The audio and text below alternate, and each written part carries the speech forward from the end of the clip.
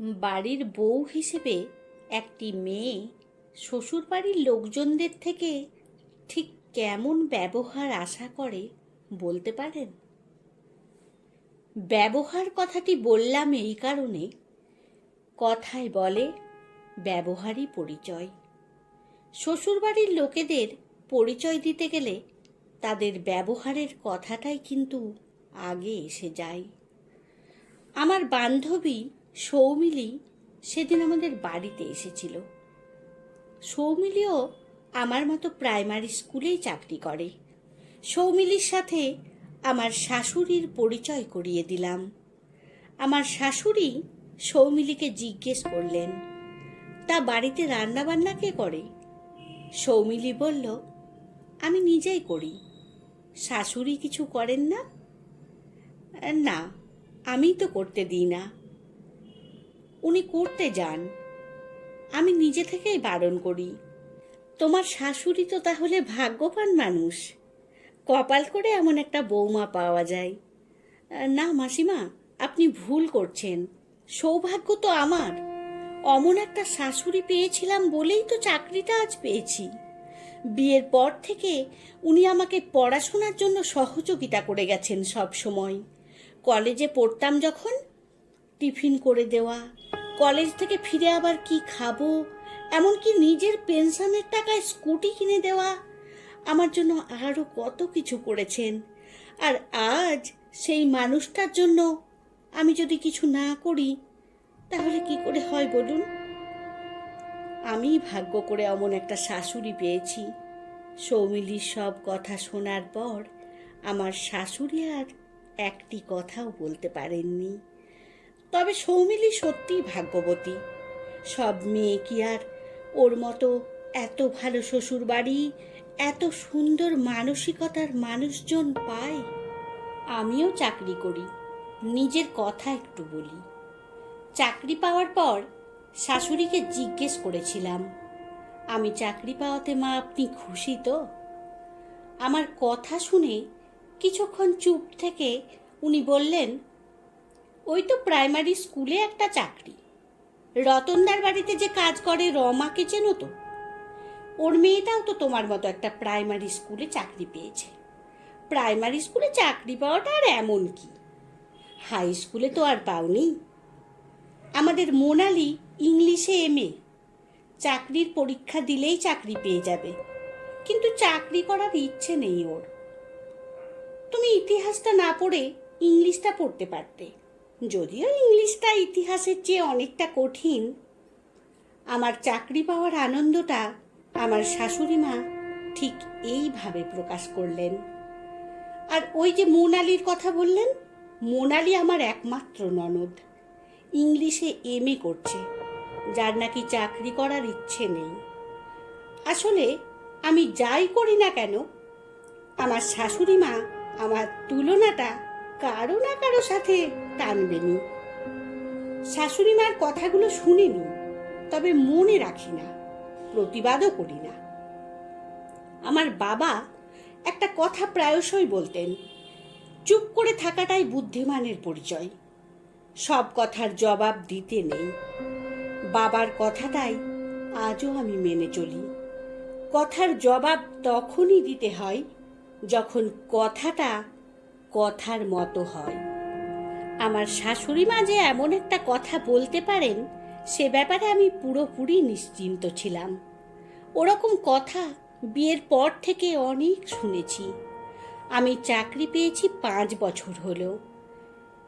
কিছু শ্বশুরবাড়ি আছে যারা রোজগেরে বৌমাদের একদমই পছন্দ করেন না।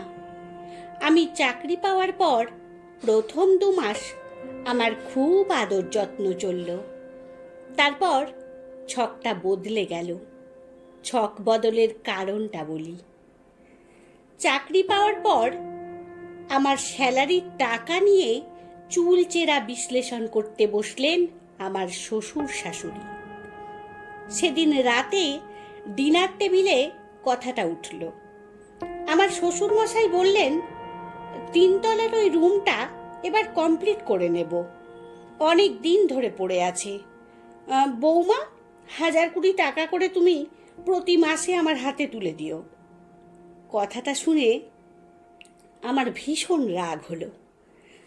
আমার মতো আমার শাশুড়িও রেগে গেলেন। শাশুড়ি বললেন, একদম নয়, তোমাকে অত 3 তলা করতে হবে না। মনে মনে ভাবলাম, শাশুড়ি আমার হয়ে জবাবটা ভালোই দিলেন। পরে বুঝলাম আমার হয়ে নয়, নিজের জন্য। উনি বললেন, আমি আগে 1 জোড়া সোনার বালা নেব, তারপর তুমিও সব ভাববে। ও বৌমা, তুমি এক কাজ করো, আমার হাতে প্রতি মাসে 20,000 টাকা করে তুলে দিও। জলের মতো সব কিছু আমার সামনে পরিষ্কার হয়ে গেল। মনে মনে ভাবলাম, বারে, টাকা আমার আর হিসেব তোমাদের। কথাগুলো শুনে আমি বলেছিলাম, এই তো সবে 2 মাস চাকরি করছি, এখনই আপনারা এত কিছু ভেবে ফেলেছেন। আমার এমন একটা কথাতেই আমি আবার পুরনো ছকে ফিরে গেলাম। ঠিক আগে যেরকম ব্যবহার পেতাম, ঠিক সেই রকমই চলতে লাগলো।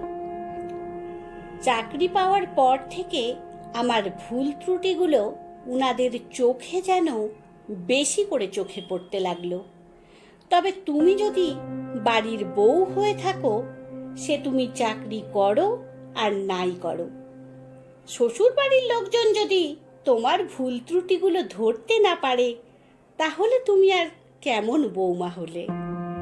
মনে রাখতে হবে, তুমি এই বাড়ির মেয়ে নও, এ বাড়ির ছেলের সাথে বিয়ে হওয়া উদ্ভট এক জীব। মানুষের মতো দেখতে, ঠিক মানুষ নয়। বাড়ির মেয়ে যা যা করতে পারে, বাড়ির বউ কিন্তু অনেক কিছুই পারে না। চাকরি পাওয়ার পর চুড়িদার পরে স্কুলে যেতে লাগলাম। শাশুড়ি বললেন, চুড়িদার চুড়িদার পরে স্কুলে যাচ্ছ? তোমাদের স্কুলে কিছু বলে না?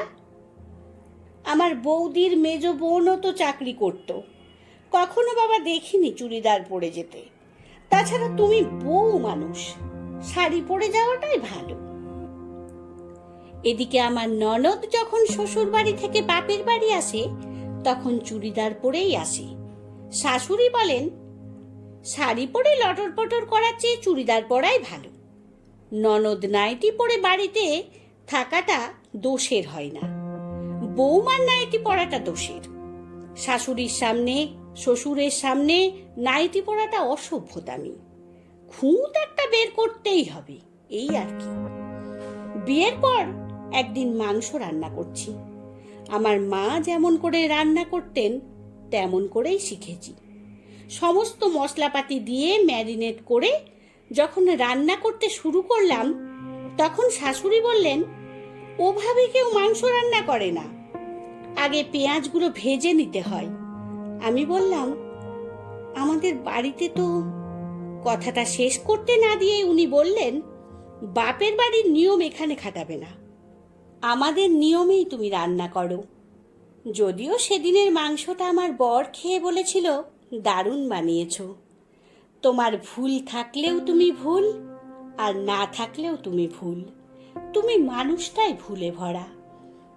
শ্বশুর বাড়িতে ভুল করার লোক একটিও নেই, কিন্তু ভুল ধরার লোক সবাই। কিন্তু ভুলটা সংশোধন করা, বাস্তবটা তোমাকে কেউই দেখাবে না। বেশিরভাগ মেয়েই শ্বশুর বাড়িতে পরীক্ষার্থীদের মতো। সে বাড়িতে প্রতিটি মানুষই পরীক্ষক।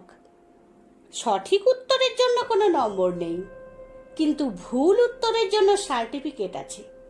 সার্টিফিকেটগুলোও ঠিক এই রকম। কিছুই কি বাপের বাড়ি থেকে শিখে আসোনি? নাকি বাপ মা কিছুই শেখায়নি? তুমি তো আর কচি খুকি নও।